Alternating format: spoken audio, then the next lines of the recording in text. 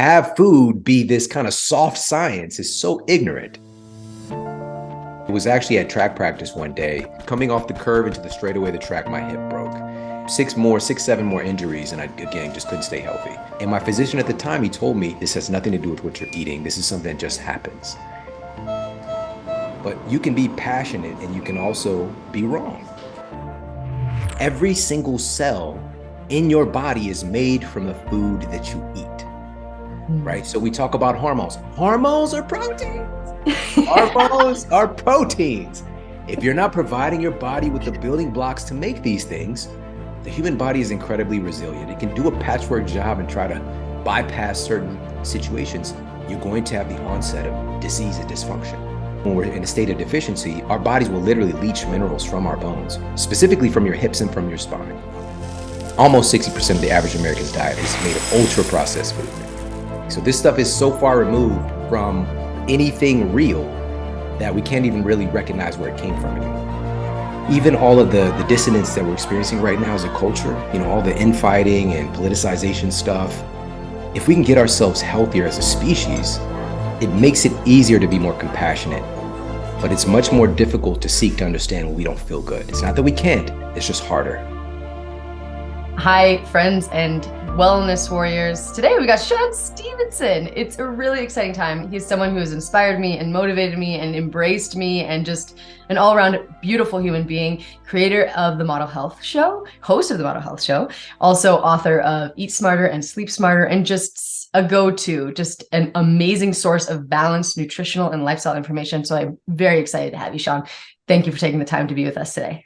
Of course, it's totally my honor. Yeah. And so we're just going to dive right in. You have this massive, literally an empire, where you tell people like it is, tell the truth about nutritional advice. But where did this start for you? What made you so passionate about holistic wellness?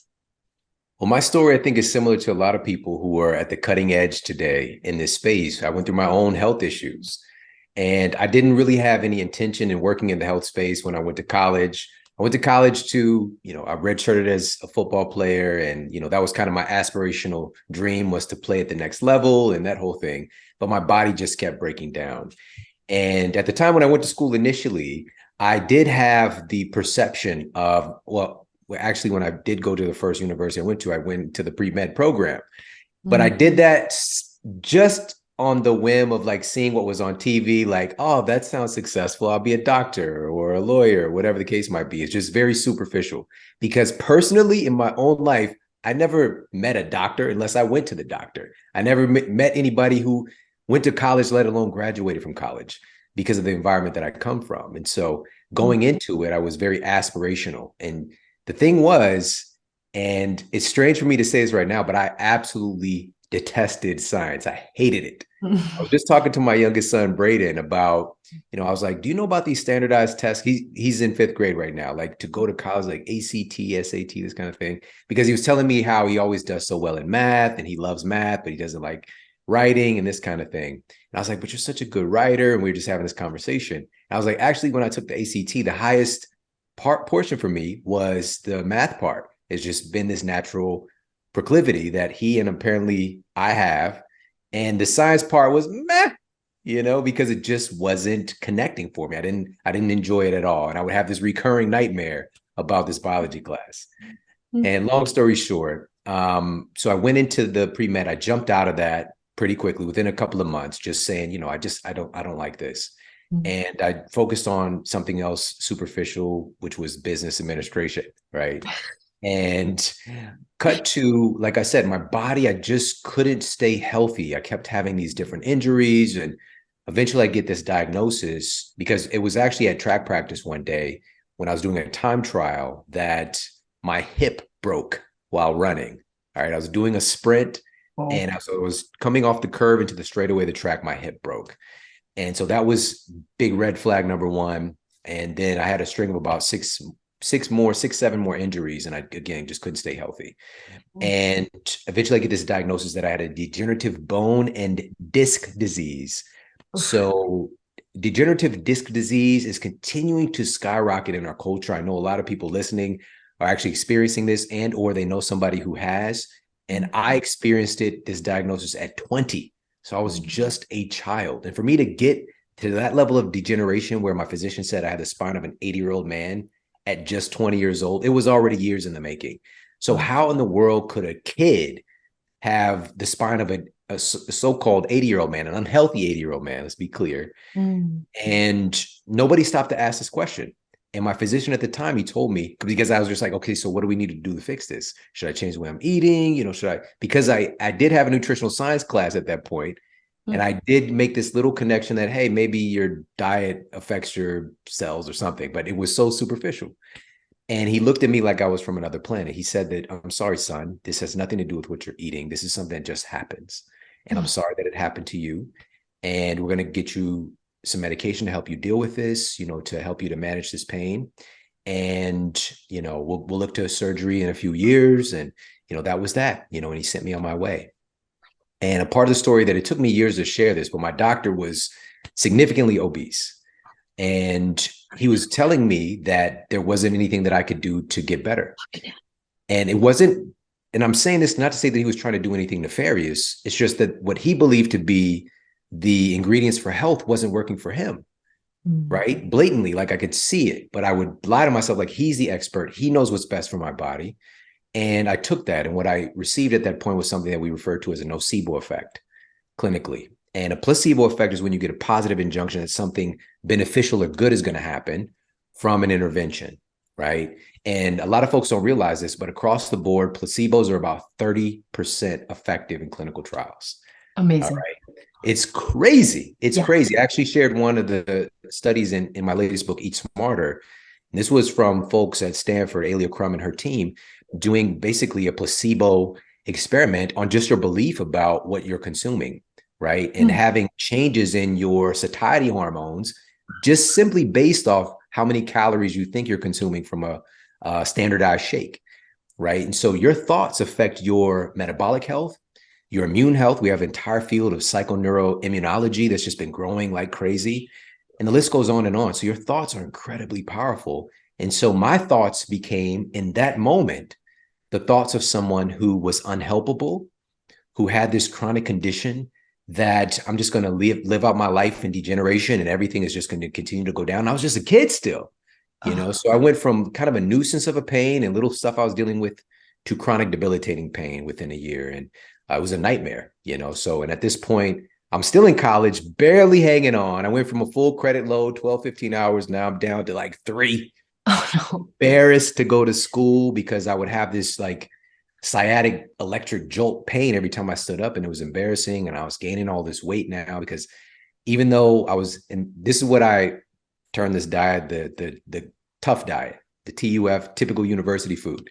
And so I was eating this diet, and now I'm not exercising. I still exercise prior to this diagnosis. Every physician that I saw after, which I highly encourage people to always seek a second or third opinion, especially when you have life-changing news. Yeah. And I each of them would tell me, don't do anything, bed rest, be careful, don't move, wear a back brace, all this. So now not only is my spine and bones degenerating, now everything else is. And so that here's where the story changes. And to bring us up to today, I was 22 years old. So this is from the age of 20 to 22. And when I was 22 years old, I saw the last physician that I went to see at the time, and he gave me the same prognosis. And it hit me at that moment. It took all this time for me to really question myself. Why am I continuing to go to people that say that I'm unhelpable? And they just keep giving me a new drug, a new prescription. And Vioxx and Celebrex were hot at the time. I was a prescription away from taking Vioxx, which ended up killing, you know, at least 40,000 Americans. And I ended up taking Celebrex, I would say fortunately, but, you know, I had side effects from that as well. And I'm not getting any better, you know, and I'm just living my life is just kind of passing before my eyes. And I asked a different question. For those 2 years, I've been asking, why won't somebody help me? You know, why did this happen to me? Why me? Why me? And at that moment, I asked, what can I do to feel better? You know, something very simple. What can I do to lose weight? You know, I just kind of logically thought, okay, my spine is being compressed. What if I take some of this excess weight off my frame, right? And the answers started to come. And there's this term in psychology, it's called instinctive elaboration. And essentially the premise is that the human brain is like a servo mechanism, or like questions are kind of the answer. It directs our thinking. It's like our dominant question directs our focus into how we view the world. We're constantly questioning things, asking questions, but it's often unconscious. So my dominant question for 2 years was, why me? And so now I'm just scanning the environment internally, externally, for reasons why I'm unhelpable, why my life sucks, why everything is going so bad. That was the lens I was seeing the world through. And now it's through the lens of, what can I do to feel better? Like, where are the resources for things that I could do to start to make improvement? And over the course of the next 6 weeks, my life shifted dramatically. Happened upon certain books and friends that I had in my life for years. Like, now they're taking me to like Wild Oats and Whole Foods. And like, I've known these people this whole time. I didn't know this stuff existed.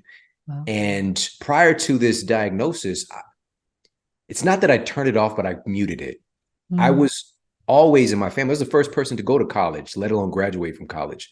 But I was a very analytical person. Like, I would question things and I would question my circumstances. I would question surroundings. I would question, doctrine. Like, why is this way? And I kind of muted that for 2 years. Now that it turned back on. And so I'm looking at like, okay, so this particular study is saying that my bones, in order for me to regenerate my bones that are supposedly rapidly degenerating, I need more than calcium. Like the commercial said, I just need calcium for strong bones. Like, I need vitamin D and omega-3s, particularly for the hips and spine. Omega-3s are important. There's a peer-reviewed study on this. Are you kidding me? So now I first step, autumn, was I became a natural pill popper. All right. Just going and taking all the supplements I can. And obviously, this supplements are amazing, but they're a supplement to an already healthy whole food diet. And so I eventually land on, what are the foods that have all of these resources? And I start to just flood my tissues with these foods. And I lost the excess weight I was carrying. 9 months later, I got a scan done. My 2 herniated discs had retracted. I gained some height back in my disc size. And my doctor was just like, these are the exact words he said to me when he's looking at the scan. Whatever you're doing, keep doing it. That was it. Amazing. He didn't ask me what did that, that was that, And so the rest is kind of history, because through this transformation, I didn't just look like a person who lost weight. I looked like a person who was radiantly healthy, from a person who was like, I look like a ghost. When I see those pictures of me on campus, or like just random pictures, I look like I look scary, like there's no light there in my body.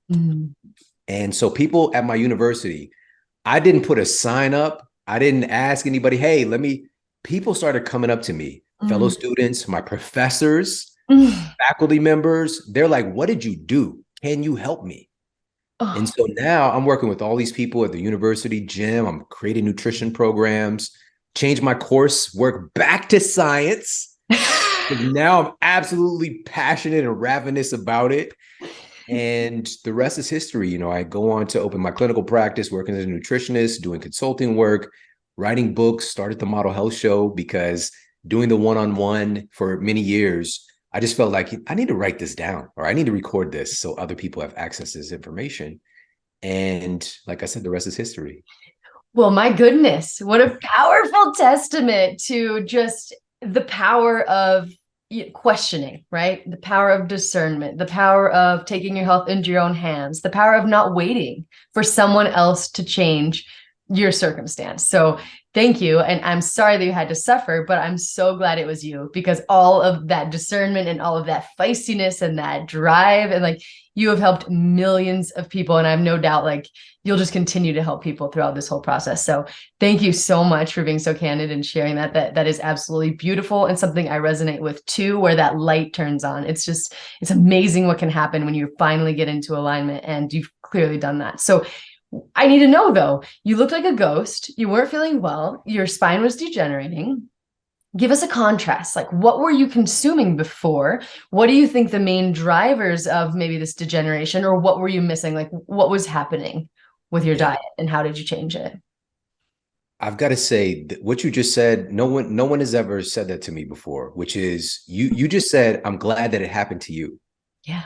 right? Well, yeah. Now listen, that is perfect.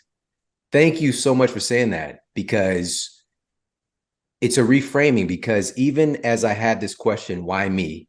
Why me? I Mm. was looking at it through the lens of a victim. Mm. And now today, looking at that question in that state, why me? And I ask that question, it's because I am strong enough. It's because I am capable enough. It's because I am analytical enough and passionate enough and creative enough and all these other ingredients that I had within me from my life experiences, nature and nurture. And I was getting qualified to do the work that I do today from a very visceral place. Mm. And because, so going back to like what actually was kind of the causative agent, it's a very simple principle. It's so ridiculously simple. When I say it, it turns the switch in people's minds and you can't turn it off again. And I've been really working to push this into our culture. Every single cell in your body is made from the food that you eat. When you look at yourself in the mirror, you're seeing the food that you've eaten. It's your every cell of your heart, every cell of your brain, every neuron, every dendrite, every axon terminal, every single cell in our bodies, our mitochondria. Now, it goes even further than that. Not only every cell, but every signal in our body is made from food. How the cells are talking to each other, they're driven by the compounds that we get from our food, Mm. right? So we talk about hormones. Hormones are protein.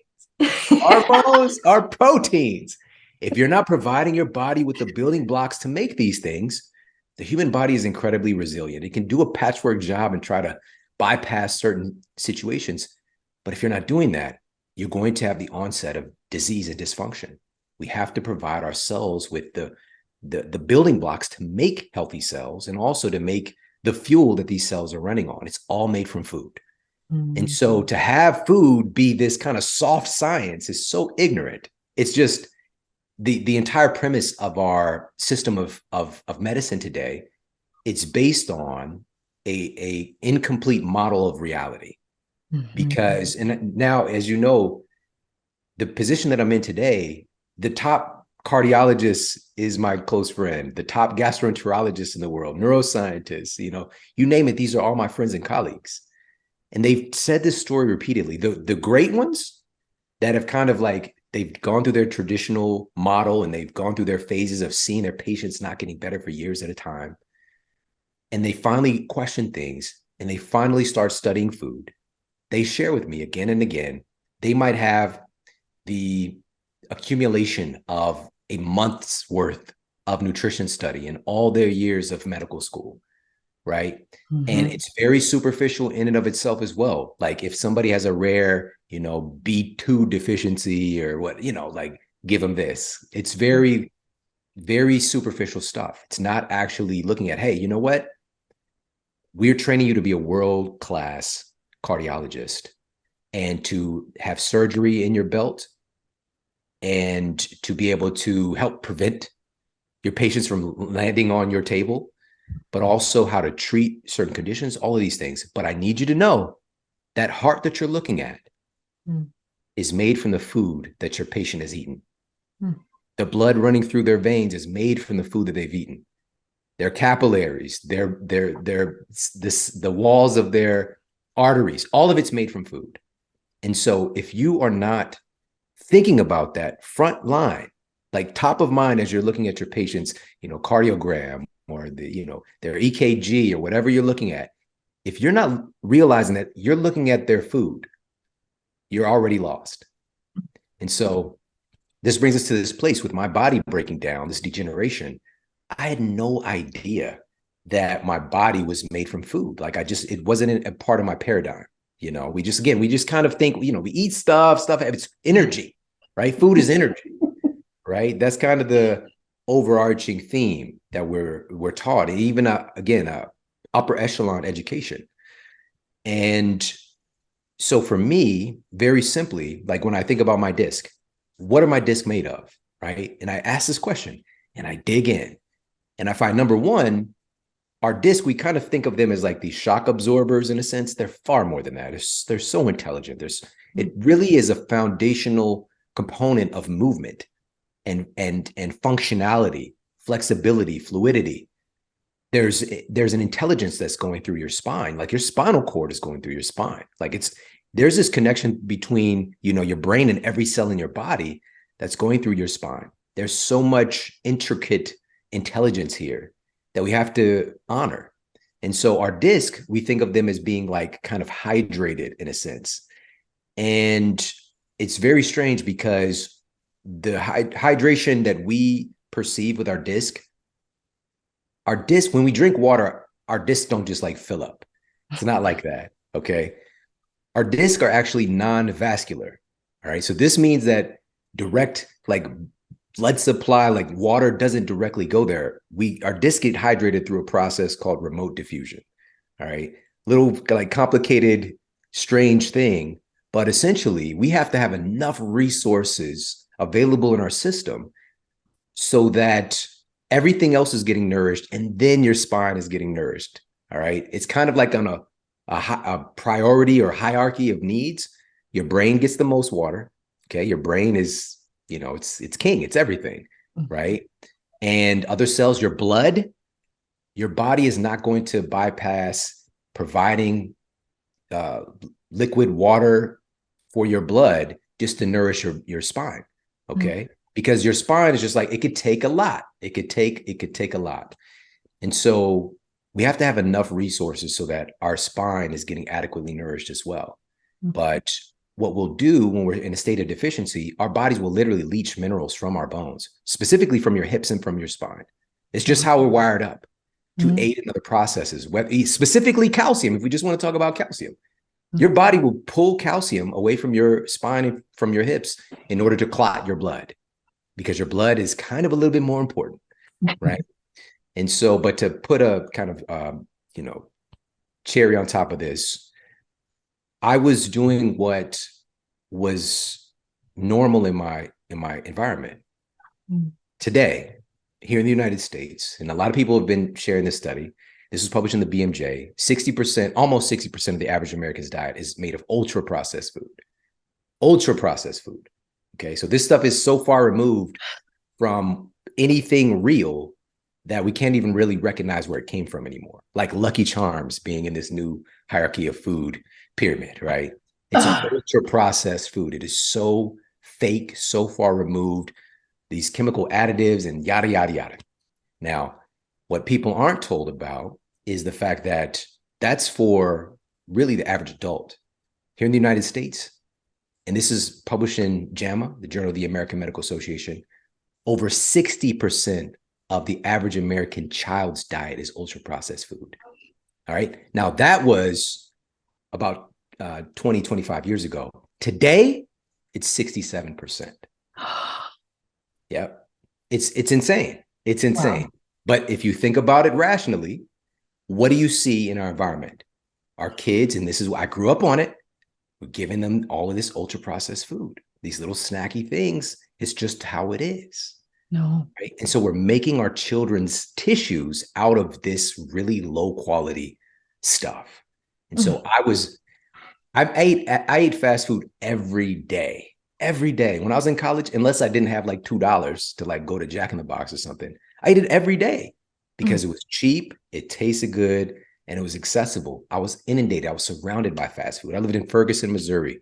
I had every fast food place you can name within a 2-mile radius from my apartment complex, not to mention all of the liquor stores, convenience stores. And it's just, I was just immersed in this. There was no organic section in my grocery store. Like, I didn't know what that was. And so I was making my tissues out of these things. In order for me to get well, I had to go outside of my environment. There was one Whole Foods in the entirety of St. Louis. St. Louis is a big city. Yeah. There was one Whole Foods at the time in Brentwood, Missouri. And when I left there, when I moved to California in 2019, there were 3 Whole Foods. All right. So we made some progress. And not to say, I'm not trying to like put a big stamp on Whole Foods as like the end all be all, but I'm just saying just a little bit more health minded place that people can go. Right. And but once I became aware of this, what I did was the first thing that I did, unfortunately, trying to lose weight, I was going through marketing, what was on television and what was in, stuff like that, and like doing Slim Fast and, but it was those books that landed in my lap and the right people and conversations that directed me towards real food eventually. Mm. And so that was number one. I started to eat real, as close to nature as I could food, right? So instead of going to McDonald's for a burger, I'd go to Whole Foods and, get some grass-fed beef Mm. and make my burger like that, and sprouted grain bun. And Mhm. instead of these, whatever, we should stop calling them French fries at McDonald's. Right? It should be called something else. I don't know. God, Yeah. death harpoons or something. But I would get like organic oven fries, right? So I just upgraded the stuff that I was doing, Yeah. and also including a lot more phytonutrient rich organic foods as well, right? So like, Mm. smoothies and things like that. So that was number one. I was giving my cells the stuff they've been craving all of this time, screaming at me to give them. And Mm. so that was number one. Number two was movement. Mm. This is, I can't even stress how important this is. The worst thing that you could do is to do nothing. That's the worst thing you could do. Life is movement. Mm. And so when we relent to do nothing, and the very best physical therapists in the world across the board, they're trying to get you moving, right? A physician in, general practice, or, again, we'll just say you have a spinal issue going on. They're trying to make sure that you don't get hurt, right? They're not trying to make sure that you live sometimes, Mm. And so what we want to do is do what we can do. If we have an acute situation where our back is really in pain, or we can't walk or things like that, of course, take a couple of days, do things to try to reduce inflammation. But as soon as you can move. And Mm. one of the most nourishing forms of movement we can do for regeneration is walking. We're bipedal. We're designed to do that. And we'll probably circle back and talk about this a little bit later. So I just started to move. I started to walk using like the, little elliptical machine. I couldn't really even get my leg to fire correctly because the nerve was blocked. Mm. So doing that, eventually, a few weeks later, I picked up a couple of dumbbells, started doing some, body weight exercises. And then within 6 weeks, the pain was gone. That I've been in pain for 2 years, that just terrorized my life, was gone. And, but also, exercise is not about looking good. That's a side effect, is the change in your body composition. It's about assimilation of nutrients.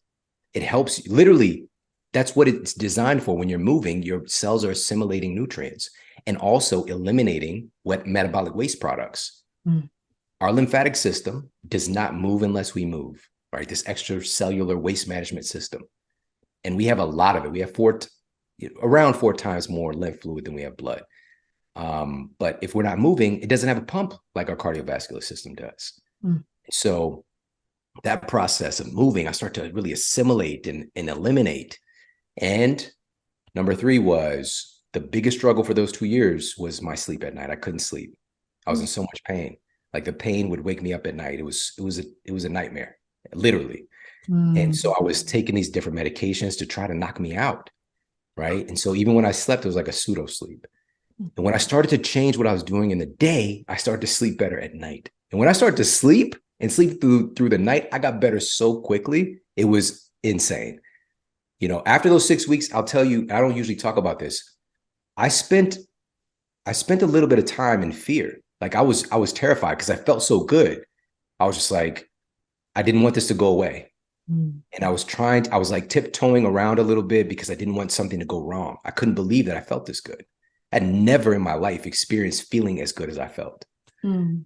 And so that was really the trilogy of things. But there was one other pillar that was like kind of very unexpected, which was, as I was physically getting healthier, my mind was getting healthier. My perception of reality was changing. And so now I started to see things more optimistically, and I started to evaluate, even like relationships and things like that. And, being in college, even being chubby Shawn, I still had some vibes. But I just was just like, the way that I'm perceiving relationships doesn't align with the service that I'm so passionate about. How could I be wanting to serve and help these people and yet, maybe being not forthcoming in a relationship or whatever, right? So I start to really get in alignment with the person that I believe myself to be. Like I didn't think about it. It just happened, right? And so those were really the four pillars, my nutrition, the movement, sleep, and my mind, really changing the way that I was perceiving reality. Well, my goodness, so powerful. And thank you for taking me places I didn't even realize that we needed to include in this conversation. But of course, I mean, you're such a genius at this. And how sad is it, right? 67% of our child's diet. I send my boy to school and he gets embarrassed with me because I sent him whole foods. And he just says, Mom, I'm the only one. And he said the other day, how could you do this to me? I haven't even tried a Dorito and I'm 7. And he feels like really put Oh, upon. But, like you're saying, they make up our tissues. And they make their protein, like our tissues are protein, our hormones are protein, our antibodies are protein. And so I know I spoke with another person, I'm sure you're familiar with her, Leah Keith, about her degenerative bone or spine disease. Have you ever spoken with her? I have not. Oh, Shawn, I need to introduce you. She's a beautiful soul, just like you, and experienced the same exact degeneration. And then, she's been able to kind of rehabilitate some of her spine, but not all of it. Anyway, one of the main things that she was doing that I'd love to hear your take on was that she was a vegan for a very long time. And so I don't know, I've heard that maybe you had dabbled in that diet. It doesn't sound like maybe that's what you were eating before all of this, but can you speak to that? Like, did this play any role in that? Have you tried it? What are your thoughts? Yeah, that's such a great question. And I was definitely seeking, right? So it's kind of like there are these different tracks with people seeking things with exercise, with nutrition, with spirituality. And I just want to be the very best version that I could possibly be, especially since I started to feel better. And I felt remarkably better on a real whole food based diet. But to take it to another level, I met my mother-in-law and my now wife, but she was my girlfriend's mom. And she was very much into raw food. All right. My girlfriend warned me when I first went over to their house. She was like, listen, when we go in here, they're weird. Just keep your head down, whatever. And I go in there and there's like grass in the house. Like they're growing wheatgrass. Right. And I was like, why is there what is that? Like, who are these people? And so, but also this was something I saw when I went to Wild Oats. Right. I would see that they had the juice bar and this kind of stuff.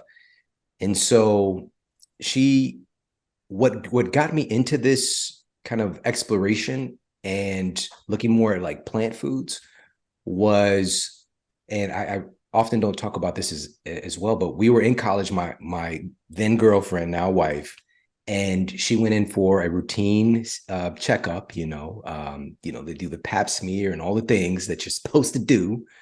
And they find, right, and so they find some precancerous cells, all right, cervical cancer, right? And so now it's like doomsday, right? Okay, we've got to do this, we got to do that, you need to do this. They start giving her all of these different, really fear-based injunctions that she's going to need to do. And as soon as you hear the word cancer, in our society, especially again, if you don't know what it is, it's immediate fear. And so she called me, she was crying, and and I'm working at the gym helping people, and I'm just like, you need to talk to your mom. Like, I don't, she's the, person. Like, there was a lot of like doctors would be over her mother's occupational therapist, but they would be over at her mom's house, like getting advice on what they should be eating and this kind of stuff. And so her mother put her onto this particular, which is, I unfortunately, the word has been so drug through the mud today, but like a structured fasting protocol cleanse. Right. But today, of course, there's like all of this, BS and, skinny teas and stuff like that. But anyways, so she did this protocol that she was like, juicing, green juice, this kind of stuff for like 21 days. And she went back to get a checkup. They couldn't find anything. Whatever the issue was gone. And so I couldn't believe that. I was just like, if I didn't see that firsthand, I wouldn't have believed that was a thing. I never thought about like, what, cancer? Like something could, what? And so I just so happened to have a client as well. Her name was Kathy, and she was about to have surgery for fibroids. So she was going to have a full hysterectomy because that's what they told her she needed to do. And she was working with me in the gym. I was like, you know what? Rather than you getting in shape to be resilient during a surgery, why don't we see if we could do something to maybe avoid this in the first place and try to do something about these fibroids? And so I couldn't have her do something in good faith that I hadn't done. So I went on to the protocol as well. And so 21 days of fasting and liquids. And I did this, Kathy did this. Her, long story short, her fibroids went from the size of like 2 oranges to the size of 2 raisins, really. You know, you could barely feel them in just a matter of weeks. And again, if I hadn't seen this, I would not have believed that this was a thing. Like it didn't make any logical sense. But now I understand what fibroids are, you know, and so these are kind of, this fibrous tissue is kind of like, you know, this is more of an estrogen driven component, but our bodies essentially can make little holding stations to start to deposit excess, right? To deposit wastes and things like that. And so this was really kind of this state of, quote, estrogen dominance that was taking place in her body. And this was via some of the things she was doing with her nutrition, which we really, again, I was dabbling in it, but I didn't really understand at that level. And just the reason that it really worked to be 1000 was getting out of the way. Just letting your body already knows what to do. Just giving your body without putting all this other stuff into your system. But I was under the guise that it was just about these plants. All right. And so with that said, we pivot from that to then we get the indoctrination, a DVD gets passed around or something like that. I'm like, oh, we're killing all these baby chickens, you know? So there's this ethical portion, but for me, it was driven by the health portion. And I didn't understand research like I do today. And so I'm looking at these population studies, right? The China study, right? And it's this like very isolated thing that they're looking at, for example, right? If they're talking about a casein protein, this thing, and they're not looking at a whole food like I didn't question these things. I was like, oh, look, that's cancer right there. This is some proof. Okay. And so I did that for a number of years. In the beginning, I felt phenomenal. Like really the first 6 months. And for me, I had still recently experienced years upon years upon years of abuse that I was doing to my body. Still, a lot of my tissues were still made of a lot of ultra processed stuff. You know, there is a changeover, obviously, that happens pretty rapidly in the body, but still, some stuff takes time. Yep. And so by really getting myself clean and the fasting, because what it was an extended fast, right? Because I was becoming deficient in a lot of stuff, which I didn't know until later on. By not feeling as good over time, and I'm lying to myself, right? And I do have more mental clarity, but also I start to become very sensitive. All right. I became much more sensitive to the environment, going into places. Like if we go to a mall, are you kidding me? Like I'm ready to die. Like I just feel like, oh, you got to get me out of here. It's just too much. So and this was not me. It just kind of happened. And I start to have like this low level anxiety as well. That was just like kind of there all the time. And really what it was, my nervous system was really lacking insulation, right? I'm lacking all of these healthy fats, right? Fats really function as an insulator. And these building blocks, right? For my hormones and nervous system. And eventually 2 years into it, I start having trouble getting out of bed in the morning. And my wife even knows today. I'm hopping out of bed. She grabbed me, put me back. All right. My son didn't have to go to school, pull me back. And I don't really like it. All right. I just want to get up. Let's go. But at this time, like it was a struggle. Suddenly, it seemed sudden, but it was, gradual. And, being able to look at things analytically, and seeing, okay, testosterone's dipping, right? And for me, like, what are the building blocks of our sex hormones, right? Cholesterol, which is another one of these bad words especially in school for me at the time, because I was still in school. And I was just becoming deficient in the key building blocks that really made me feel energetic and had drive and motivation and a sense of like being really strong in my body.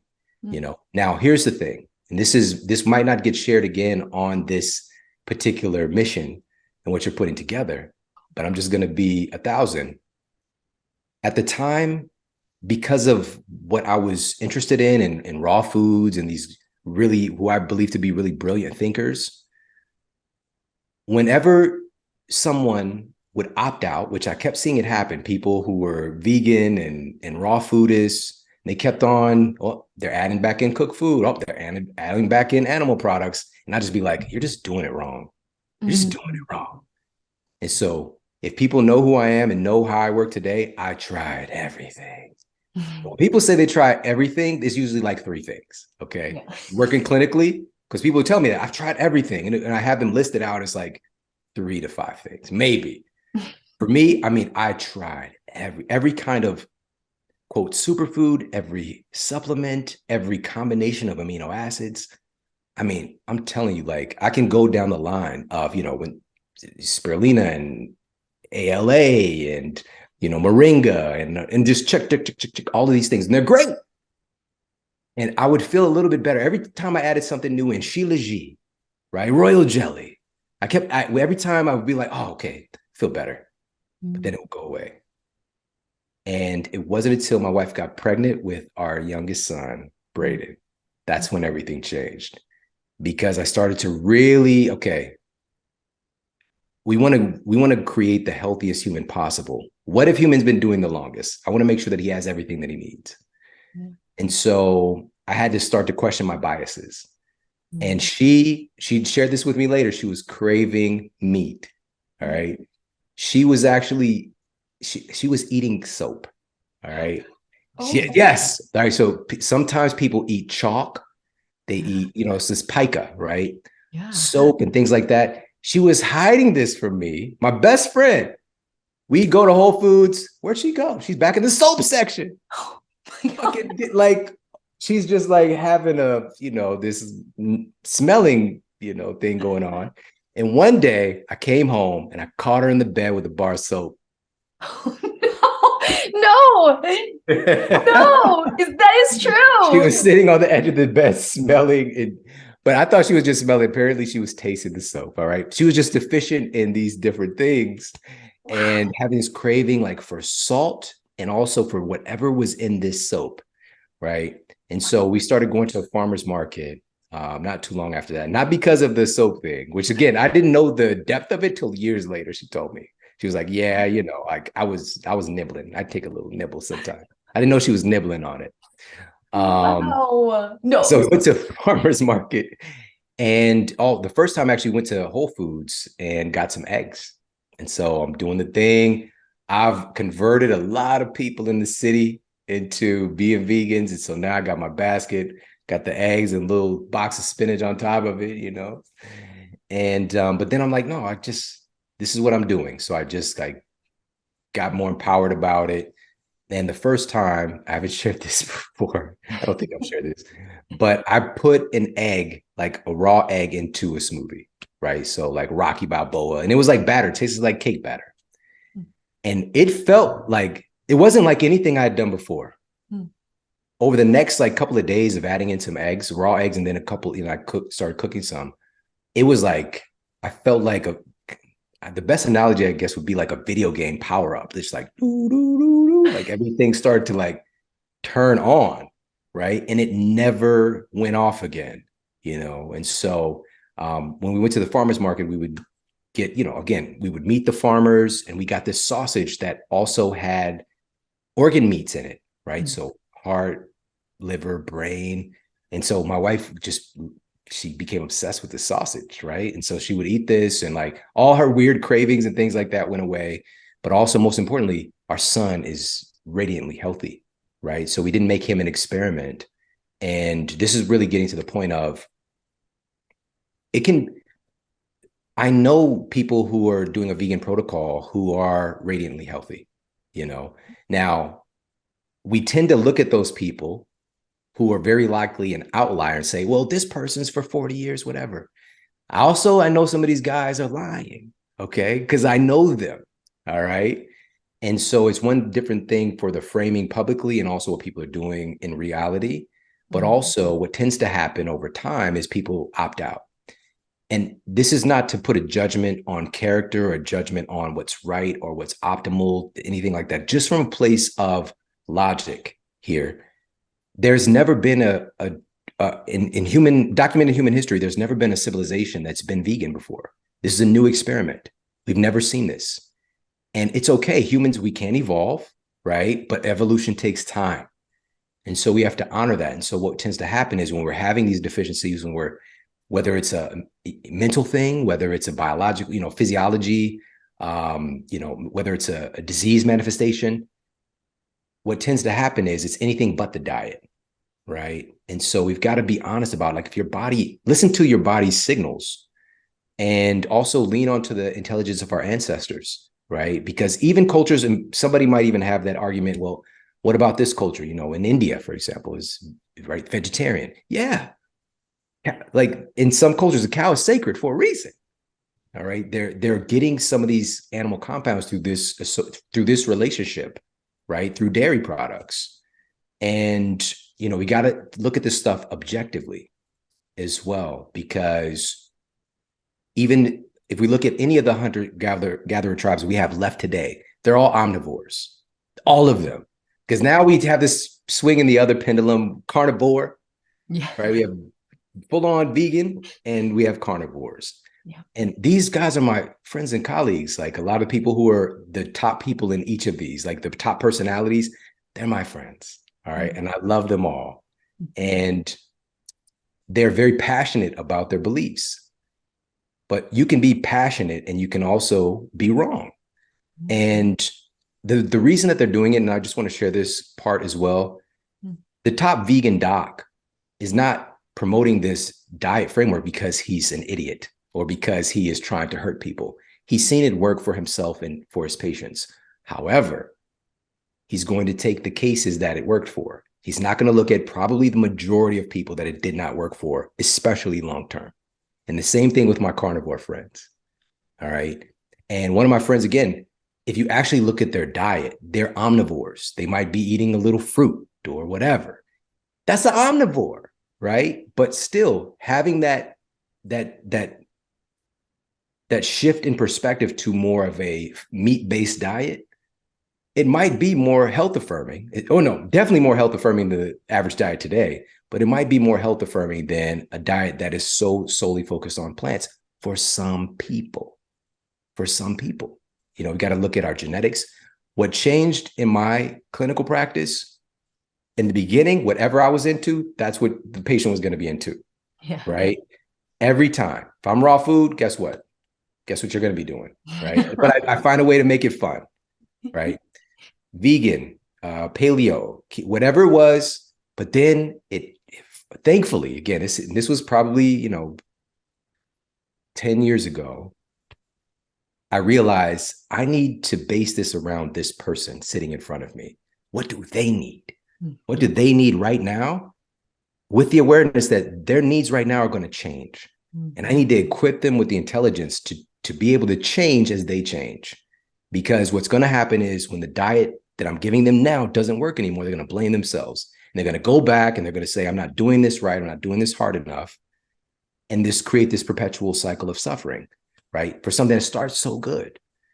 And so I start to ask people when they would come in this really interesting intake form before they ever even see me, what is their heritage? Where is their parents from, the grandparents, all this stuff. I try to trace back, like, where are some elements here? Is this a person that have Greek heritage, or are they from Brazil, or whatever the case might be? And I start to look into, like, what foods are traditionally used in their different cultures. And, like, I start to nudge people. So for some people it's quinoa, right? And beef. And for other people it's, goat. Like my wife, she, is being Kenya, goat, nyama. That's what, she would, nyama choma. And also they had chele and dengu and, and chapati and all these different things.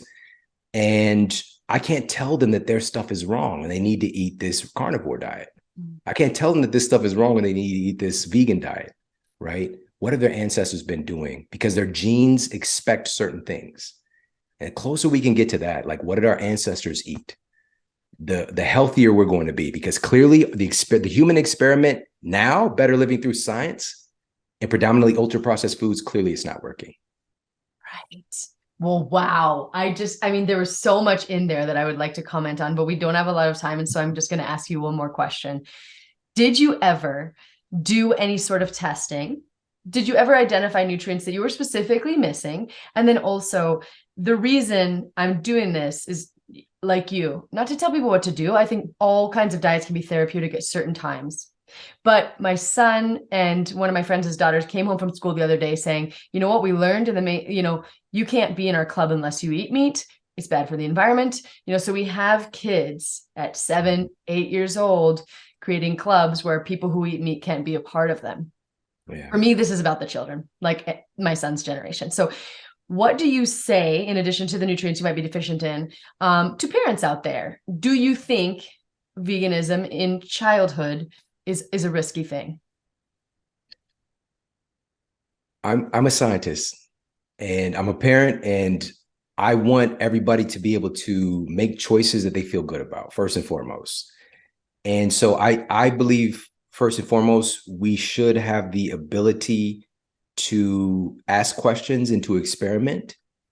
And I'm a huge proponent of intelligent experimenting. I'm a huge proponent of being able to teach people how to be objective, how to ask intelligent questions, how to question your own biases. Because when we start living through this tunnel vision, this lens of like, my way is the right way, that's when everything becomes so dangerous. And also, again, I would urge parents and also, children, and we're the biggest influence, to simply ask very general questions like, what have humans evolved eating? What are the foods that helped us to evolve and become the species that we are, this apex of potential that we are today? And be honest about that. Because even if a certain tribe is eating 10% meat or 10% animal products, maybe that 10% matters, right? Or maybe if this other is, maybe it's the alternate, right? And this 90%, we got some folks in the, who are, hunting walruses or whatever. Maybe the little bit of plant food and the seaweeds or whatever it is, maybe that matters, right? So just being able to be objective and to not allow our idealistic version of life to help to make us negate reality. All right. Because a part of that, I think a lot of it, especially for kids, especially if you have a heart, we can definitely get tied into a place where we don't want to see suffering, whether it's humans or animals. But a lot of people who remove animal products from their diet, they start caring more about animals than they do about people. And we've seen it happen, And so everybody, we have to realize that another important principle, I think, is that everything eats something. All right. And so even the plants that you're eating, they're very likely going to be coming to you via the death of a lot of animals, whether it's through the farming practices or whether it's through the soil itself. It's going to be coming through this incredible cycle of life that exists here. And I revert back to it. Maybe it's because I just saw it recently, this Avatar. I don't know if you saw the newest Avatar. Yeah. And, James Cameron, wow, bananas. But here's a little fun fact about the guy talking. All right. I was invited to do a masterclass with the company. They do these, it's called Masterclass, right? And so they'll do a masterclass on writing with Malcolm Gladwell or, Samuel L. Jackson on acting. And so they reached out to me, and it was their last series of masterclasses they were filming for this particular year. And it was going to be me doing one of the masterclasses, Pharrell and James Cameron. All right. It's true story. Maybe I know what I'm talking about a little bit. Right. And so, just being in that category, I'm just like, this is so odd. Like, how did I get here?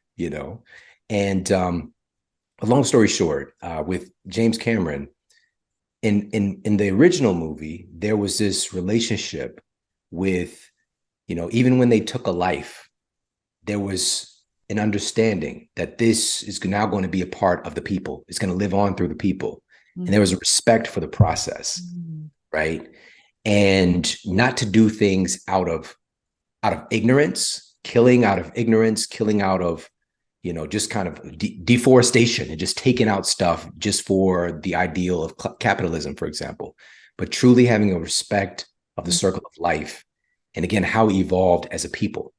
Not to say that we can take out that part of eating animals through our evolution, but evolution takes a long, long, long, long, long time.